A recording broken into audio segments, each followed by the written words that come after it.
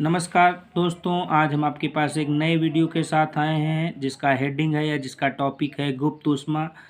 तो आज आपको इस वीडियो में गुप्त ऊष्मा के बारे में बताया जाएगा, लेटेंट हीट के बारे में, जिससे आपको बहुत अच्छी जानकारी मिलेगी कि गुप्त ऊष्मा क्या होती है।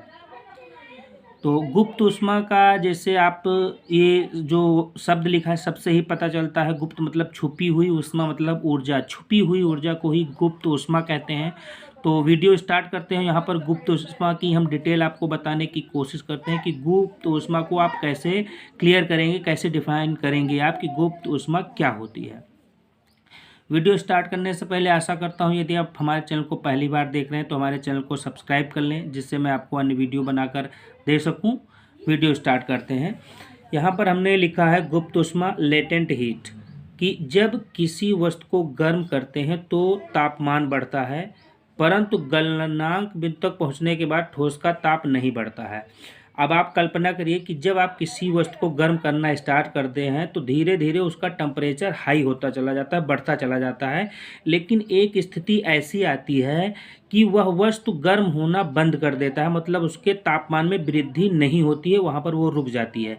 और वो कौन सा बिंदु होता है जहाँ पर चीज़ या वस्तु गर्म होना बंद हो जाती है? वो है गलनांक बिंदु। गलनांक बिंदु मतलब होता है वह बिंदु जहाँ पर वह वस्तु गलना स्टार्ट कर देती है, उसी को गलनांक बिंदु कहते हैं। तो मतलब ये कल्पना करिए कि इस पेन को अगर आप टेम्परेचर से गर्म करते हैं, ऊष्मा देते हैं और गर्म करते हैं, तो धीरे धीरे क्या होगा कि पहले तो ये टेम्परेचर पाके थोड़ी गर्म होगी, उसके बाद और अधिक बढ़ेगी, ऐसे ऐसे बढ़ती चले जाएगी और एक स्थिति ऐसी आएगी कि इसका टेम्परेचर बढ़ना बंद हो जाएगा। और वो टेम्परेचर कौन सा होगा? जहाँ पर ये पेन गलना स्टार्ट हो जाएगी, वहीं पर इसका जो है टेम्परेचर बढ़ना बंद हो जाएगा। तो वह बिंदु, परंतु गलनांक बिंदु तक पहुँचने के बाद ठोस का ताप नहीं बढ़ता है। इसी कंडीशन में, जैसे मैंने आपका पेन का एग्जांपल बताया, तो यहाँ पर टेम्परेचर आपका नहीं बढ़ेगा इस पेन का या किसी भी वस्तु का या किसी भी ठोस वस्तु का जिसको आप गर्म कर रहे हैं, उसका टेम्परेचर नहीं बढ़ता है।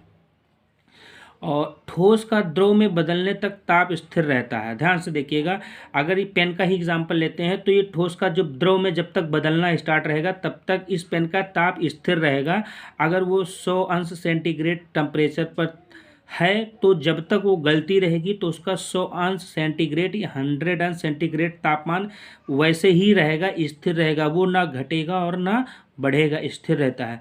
जबकि ठोस को लगातार गर्म करते हैं। अब आप खुद समझ सकते हैं कि अगर इस पेन पर टेम्परेचर आप दे रहे हैं तो नीचे से जो आग लग रही है, आग जल रही है, जो ऊष्मा इसको मिल रही है वो तो कंटिन्यूसली इस पेन को मिल रही है, लेकिन टेम्परेचर में कोई वृद्धि नहीं हो रही है। और वृद्धि तब तक नहीं होगी जब तक यह पेन गलती रहेगी, मतलब पिघलने तक इस पे टेम्परेचर पर कोई प्रभाव नहीं पड़ेगा। जिस टेम्परेचर पर ये रहेगी उसी पर एज इट इज़ बनी रहेगी, वस्तु को कितना भी आप लगातार गर्म करते रहें। ऊष्मीय ऊर्जा का उपयोग पदार्थ के कणों के बीच लगने वाला आकर्षण बल को तोड़कर ठोस की अवस्था को बदलने में होता है। अब आप ये कोशिश कीजिए कि जो टेम्परेचर आप नीचे से इस पेन को दे रहे हैं, पेन पिघल रही है फिर भी इसका टेम्परेचर नहीं बढ़ रहा है, तो वो ऊष्मा जाती कहाँ है? तो ध्यान से देखिएगा, ऊष्मीय ऊर्जा का उपयोग, जो ऊष्मा इस पेन के अंदर जा रही है, पदार्थ के कणों के बीच लगने वाला आकर्षण बल। अब आपको पता होगा कि ठोस के बीच कोई भी पदार्थ है तो वो परमाणुओं से मिलकर बना होता है, और ठोस का जो परमाणु होता है वो बहुत सघन होते हैं, बहुत नज़दीक नज़दीक रहते हैं। तो जब ऊष्मा इस पेन के अंदर प्रवेश करती है तो उनके बीच जो कण हैं उनके बीच एक आकर्षण बल लगा रहता है, जिससे वस्तुएं आपस में चिपक कर इकट्ठा ठोस बना देती हैं।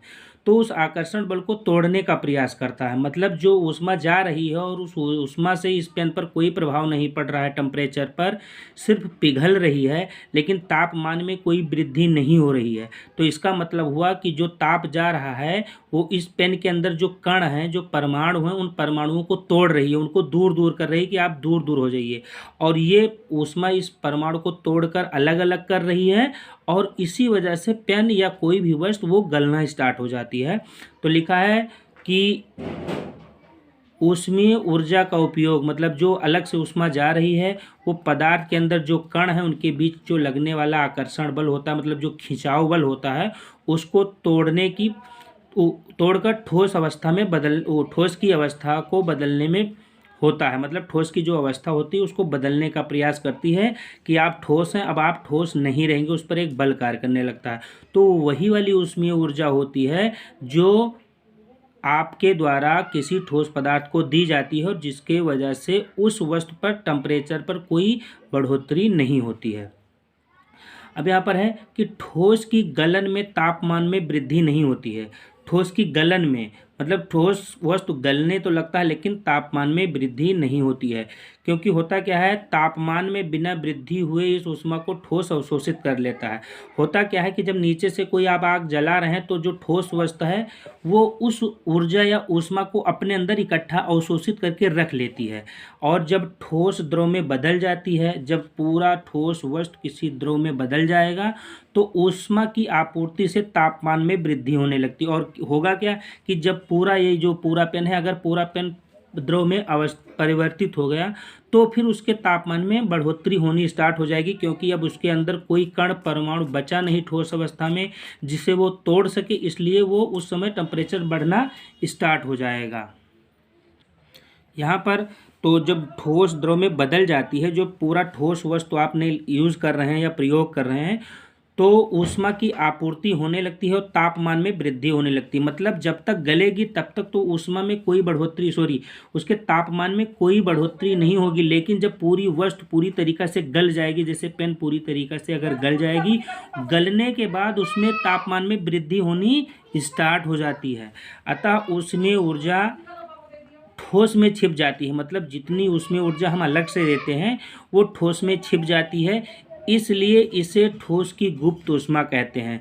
तो जो ऊष्मा या जो ऊर्जा ठोस में छिप जाती है और उसी को ठोस की गुप्त ऊष्मा कहते हैं।